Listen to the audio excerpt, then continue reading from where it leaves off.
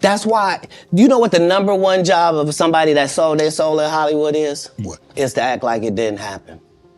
In 15 years in Hollywood, no one in Hollywood has a memory of going to a sold-out Kevin Hart show, there being a line for him ever getting a standing ovation at any comedy club. Hold on to your seats, because Eddie Murphy just lit the fuse on Kevin Hart's carefully built empire, calling out his so-called record-breaking success and cracking open a decade of whispered rumors about how Hart really climbed to the top.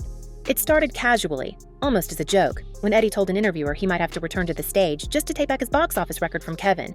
But the tone behind that grin changed everything. For years, Eddie avoided public feuds, never jumped into gossip. Now, with a single remark, he reopened a wound the comedy world had been trying to keep sealed since Katt Williams first accused Kevin of being a Hollywood creation. Right. So, if there's brilliance in that, then I'm appreciative to that, and I'm trying to be a brilliant person, not a brilliant comedian. Eddie's jab landed at the worst possible moment for Hart. Katt's explosive interview on Club Shay Shay was still dominating social media when Eddie's words began circulating. Katt had already accused Kevin of being a studio favorite, a figure handed deals, movies, and endorsements before he ever proved himself in the trenches. He already had his deals when he got here, Katt said, pointing to Hart's sudden rise in LA around 2004, when most comedians were still fighting for late-night slots. The implication was brutal, that Hart's career wasn't earned, it was arranged. And now Eddie Murphy, comedy royalty, had casually added weight to those suspicions. This isn't a feud between peers. This is the biggest name in modern comedy questioning whether Hollywood's most bankable comedian is truly self-made. Funny thing about it, and the great thing about it is, for him, this is just, he knows what he's done. He knows what his contribution that he's made, and it doesn't need or look for any confirmation for what he's been able to do. He knows and feels that his work, what he's been able to accomplish, has only come from him staying focused, and he knows that it's going to be here forever. The tension deepened when fans started replaying Eddie's interviews from earlier years, noting that he had once defended authenticity above everything. His decision to reference Kevin's record suddenly looked deliberate. After all, Eddie's Raw remains the top-grossing stand-up concert film of all time. Hart's 2013 film, Let Me Explain, came close, but analysts have long debated how those totals were counted. Now, with Eddie joking about getting his record back, it sounded less like humor and more like a challenge. As the clip spread, industry insiders began to connect dots that had been floating for years. Katt Williams had repeatedly said that for a 5-year period, nearly every movie he turned down ended up on Kevin's desk within months. He claimed those were the same scripts he rejected for what he called offensive stereotypes, only to see Kevin accept them without revision.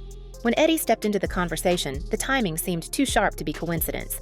Hollywood insiders told entertainment reporters that Eddie had grown increasingly critical of what he called packaged comedians, stars groomed through marketing rather than pure stage dominance. Whether he meant Kevin directly is unclear, but the internet had already decided he did.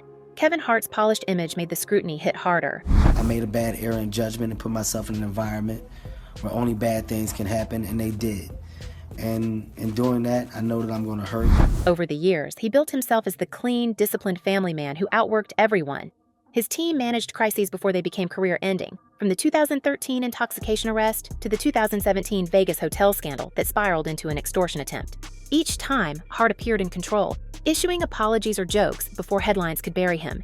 But the new wave of criticism isn't about behavior, it's about authenticity. Eddie Murphy questioning his achievements reframed every past headline as another piece of a larger puzzle. By early January 2024, the fallout was everywhere. Kevin had just responded to Katt's latest attacks on X, writing, "Gotta get that anger up, oucha champ. It's honestly sad." He attached a link to his upcoming Netflix film, turning criticism into promotion. It was a classic Hart move: stay positive, stay productive, never engage. But Eddie's timing made that strategy feel hollow. When someone of Murphy's stature hints that your accolades might not be legitimate, silence stops looking classy and starts looking evasive. Behind that public calm, the comedy community was buzzing. In 20 years, I never been on a commercial audition in my life. Like, I never let my tour get sponsored when I was broke or now, like. Promoters whispered about gatekeeping and studio deals. A former agent who once worked with both Katt and Kevin told a podcast host that certain family-friendly comedians were protected by corporate contracts designed to keep them visible no matter how their shows performed. It was exactly what Katt had been claiming, that Hollywood rewards compliance. Eddie Murphy's words, even tossed out mid-interview, seemed to confirm that theory. At the same time, new clips from old events began resurfacing online. One particularly strange video from a 2010 birthday celebration hosted by Diddy showed Kevin in the center of a chaotic scene. People laughing, drinking, and filming as the night got wild. Nothing illegal, but the energy in that room looked uncomfortable in hindsight. Insiders claim that same circle later became the focus of federal investigations into what authorities described as private gatherings gone too far. Kevin was never accused of wrongdoing, yet fans couldn't ignore how often his name appeared near questionable company. Meanwhile, Kevin's own legal drama was unfolding in real time.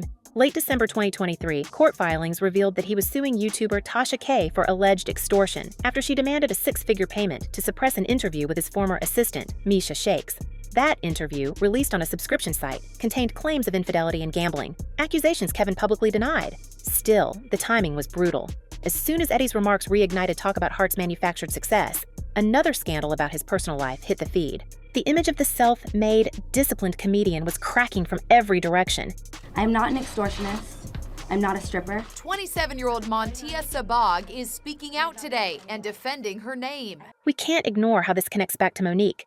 Just months before, she had shared that Kevin once promised to help revive her talk show, and even offered to executive produce. She said that after 2 weeks of optimism, his manager called producers to withdraw the offer without explanation. Monique hinted that Kevin might have pulled out to stay in good standing with industry power players like Oprah Winfrey and Tyler Perry.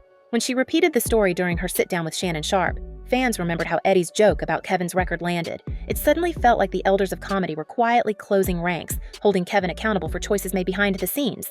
Even Ice Cube, who rarely comments on celebrity feuds, had recently spoken on The Breakfast Club about gatekeepers controlling access in entertainment. You look so beautiful tonight. What did Eddie say when you came down the stairs ready for the evening? He loved it, yeah. Being the great romantic man that he is, what did he say? He's very romantic. Or do you need to say it now? No, he already did it. I told her how wonderful she looked. He actually says that kind of stuff all the time. So. Really? Yeah, he's very, very sweet and romantic. His remarks weren't about Hart directly, but the timing made audiences wonder if he was referring to the same invisible network that allegedly helped Kevin dominate Hollywood. For comedians who spent decades grinding in clubs, the suggestion that some careers are pre-arranged struck a nerve. If Eddie Murphy's offhand challenge was interpreted as confirmation, the entire hierarchy of comedy could shift overnight. As clips from Eddie's interview crossed millions of views, Kevin's response, or lack of one, became its own storyline. He kept tweeting about film promotions and motivational messages, while gossip accounts dissected every post. The narrative was no longer about Katt Williams' bitterness. It was about whether Kevin Hart's reign had been an illusion built on perfect branding and powerful friends. We're watching a legacy bend under the weight of questions that refuse to go away. And if Eddie's spark truly ignited the powder keg, what comes next could pull forgotten scandals, former allies, and long-buried industry secrets straight back into the light.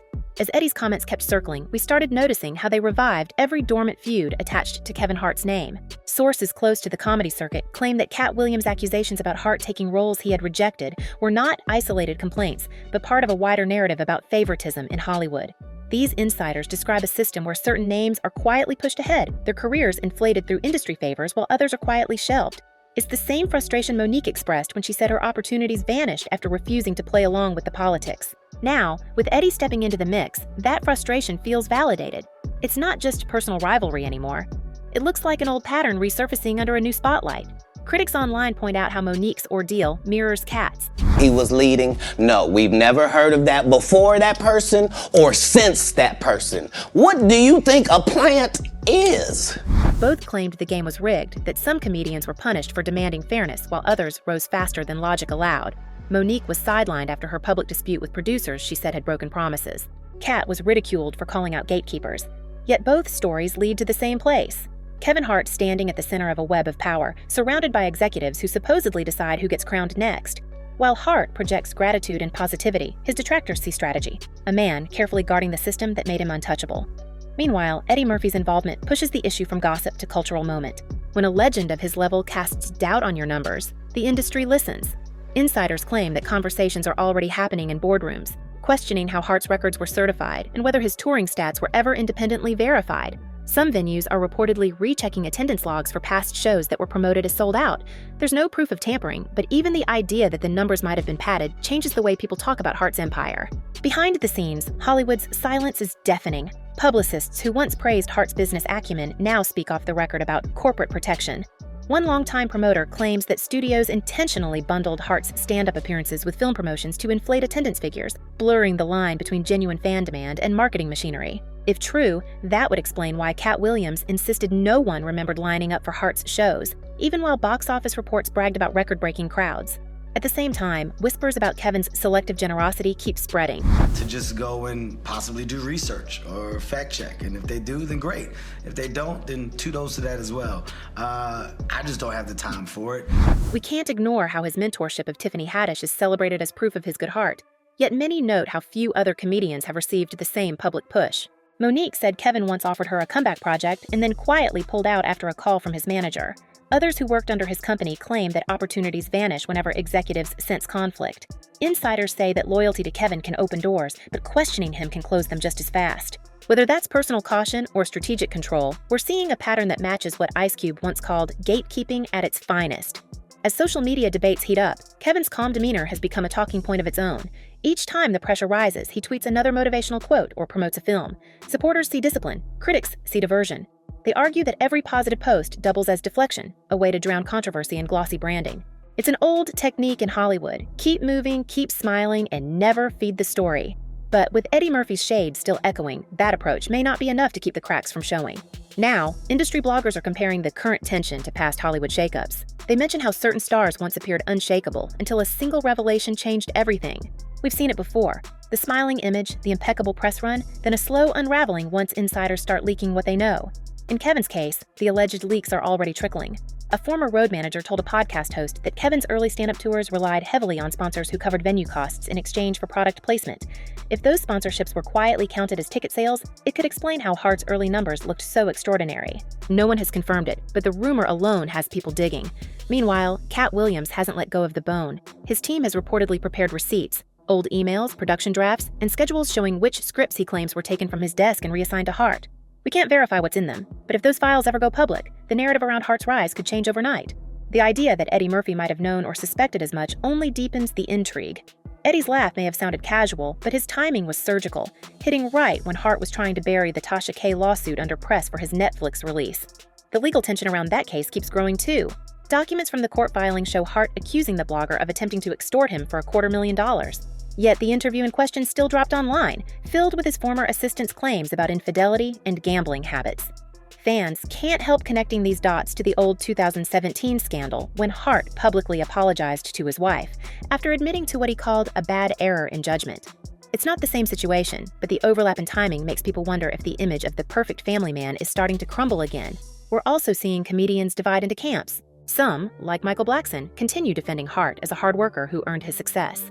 Others quietly side with Katt, saying they've seen strange behavior behind closed doors. A few veteran comics are privately warning younger performers to stay independent, implying that aligning too closely with major studio-backed comedians can mean creative compromise. The atmosphere feels tense, a mix of admiration, jealousy, and fear that the wrong alliance could ruin a career. I can't win over there because I don't play. I don't participate. Like, you can't buy me, not because I'm not for sale. You can't buy me because I'm not in the store. As all this unfolds, we can't ignore how the culture itself is shifting. Audiences who once celebrated clean corporate comedy are now craving authenticity, rawness, and independence. If the tide continues turning, Kevin's polished persona may start feeling out of step. That's what makes Eddie's words so dangerous. They strike at the heart of what Hart represents. Eddie doesn't need to prove anything, so when he questions the legitimacy of Kevin's reign, it plants seeds of doubt even among devoted fans. And here's where it gets truly unpredictable. Industry insiders whisper that a few retired executives are ready to speak anonymously about how comedy rosters were curated during the early 2010s. Who got offers, who didn't, and why. If those statements see daylight, we could be looking at a full-blown exposure of how comedy became corporate, with Kevin Hart as its poster boy. Whether he's the architect or the beneficiary remains the burning question. With Eddie's crown-cracking remarks still hanging over every headline, the storm isn't slowing down. The threads of favoritism, rivalry, and loyalty are tightening around Hart's legacy, and we can feel the pressure building towards something bigger. Will this be the moment his carefully built empire starts to fracture under its own weight, or are we about to witness an even deeper revelation that rewrites comedy's power map forever? Tell us what you think. Is Kevin Hart a victim of jealousy, or has Hollywood finally decided to expose its favorite son? Until next time, stay sharp, stay curious, and keep your eyes on the stage, because the real punchline might be coming next.